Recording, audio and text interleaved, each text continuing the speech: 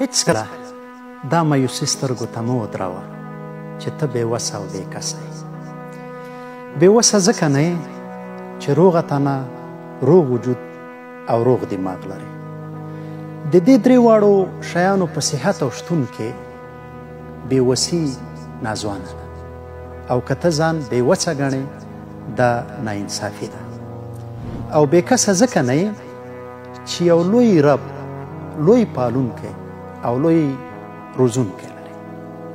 داسې یو خالق لري چې ته یې له یو څاڅکي پیدا کړې، مګر د دې توانایي او ظرفیت یې درکې پیدا کړ چې دا دی اوس په سمندرونو ګرځي او حکمراني پې کوي. دا هڅې بهانې دي چې موږ او تاسې د خپلې لټۍ لپاره کوو.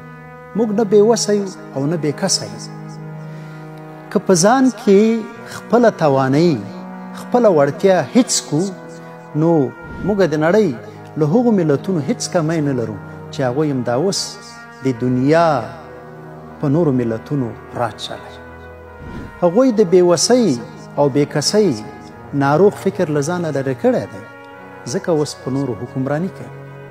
که تاسې هم د فضا د تسخیر پلان لرئ، د پرمختګ پلان لرئ، د لویو ارمانونو د طی کولو پلان لرئ، نو دغه ډول معیوب او مریض فکر له ځانه لرې کوي.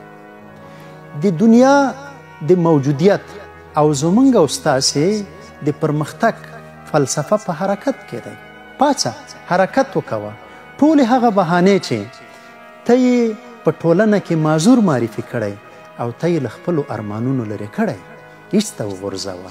په خپل ځان او په خپل خدای باور ولره.